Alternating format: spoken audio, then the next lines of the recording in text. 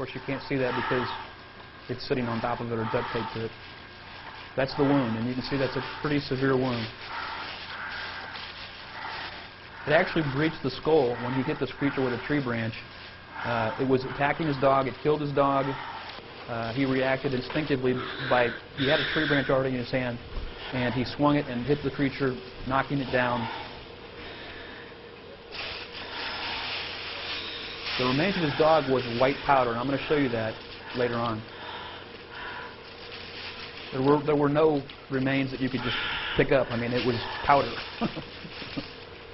Now, I'm not sure he had any interest in really in getting that. That came from the creature too.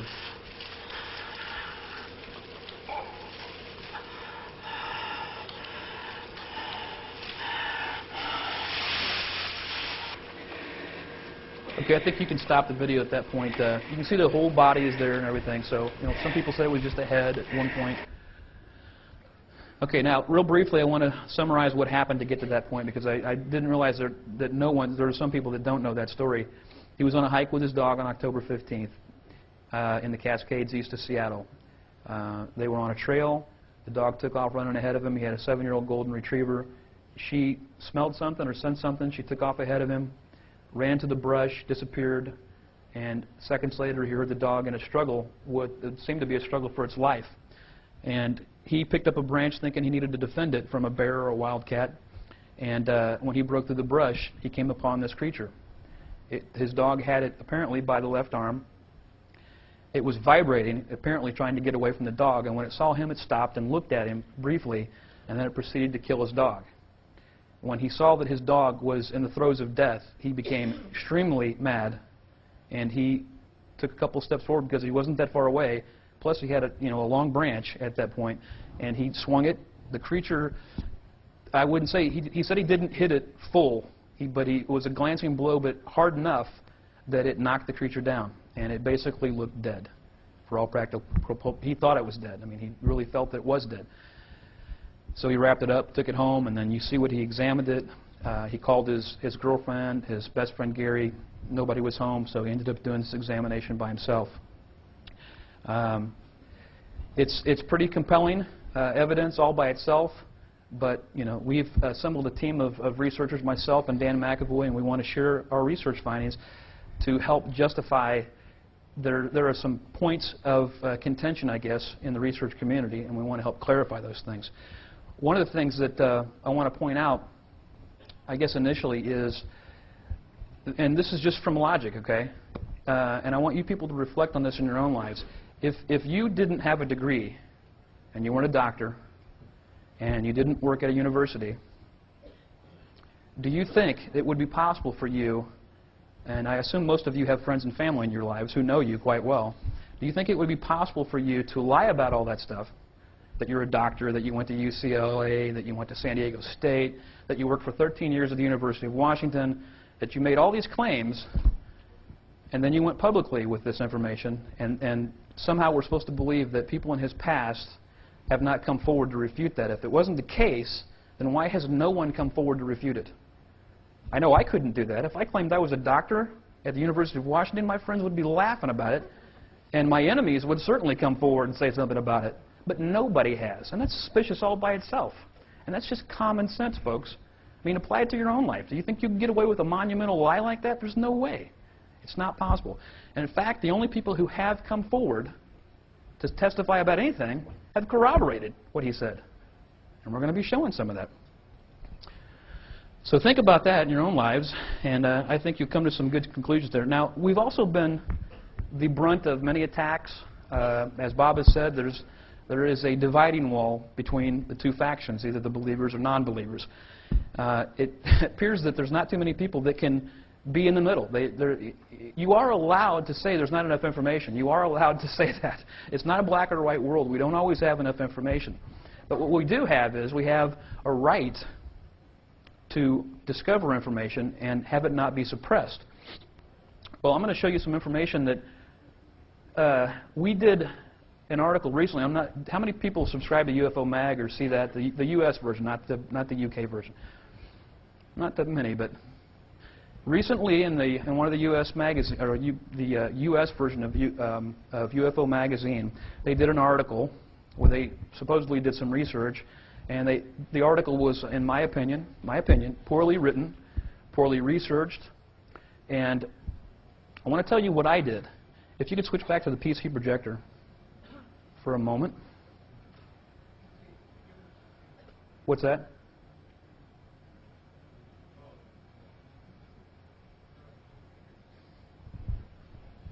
Okay. I wrote an article for them, and this is back in August of 2001.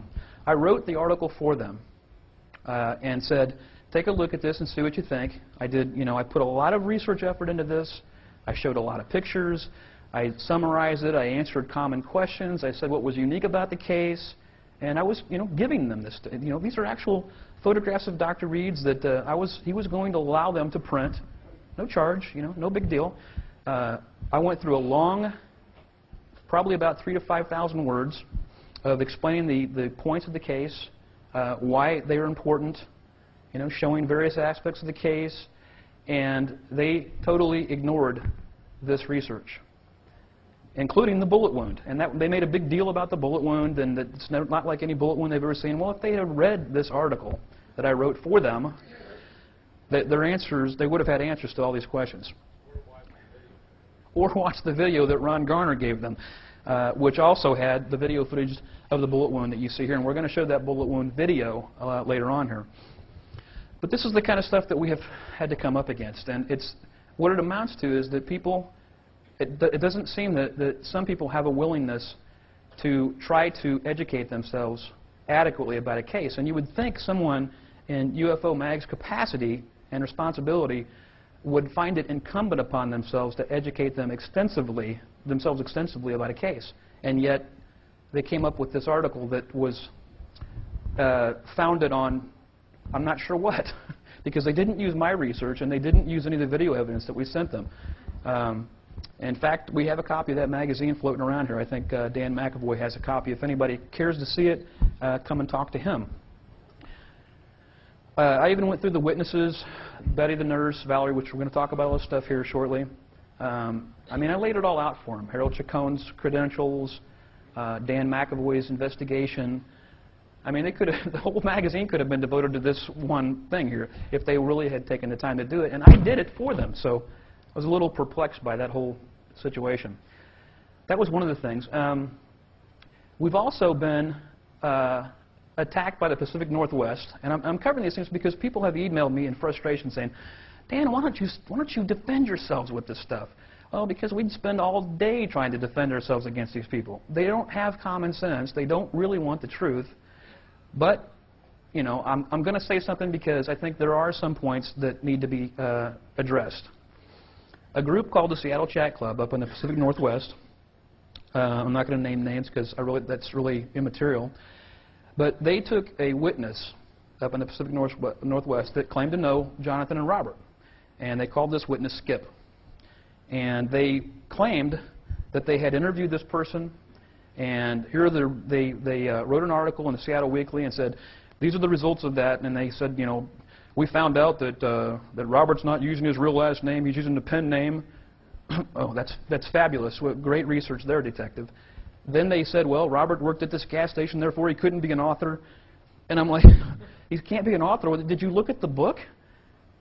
I don't know. You guys use your own brains on this, but I'm just telling you what was happening. Now, during this interview, they took a couple pieces of that type of information, and they fed that to the Seattle Weekly, and the Seattle Weekly ran with it. They called me and asked me if I would be willing to talk about it. I said, sure. So I sent the woman who wrote the article a long email explaining to her all the points of the case, and she pulled the UFO mag and ignored it all. So I'm going to read to you, okay? And there's a lady who helped me with this. Lexi, are you out there? Where are you at? Are you hiding from me? Come on up here for a second. Just for a second. Don't be shy. Lexi, actually, I just want her to verify that, and she's already looked at this, but I want you to hear from her that she provided me this interview. She took the meeting minutes during this Skip interview, and she provided me the actual meeting minutes. so that I could see what was said and what the Seattle Chat Club neglected to mention. Okay? Okay, it's true. I was at the meeting and I took notes of the meeting. There you go. I was at the Seattle Chat Club meeting and I'm the one that took the notes while Skip gave the interview.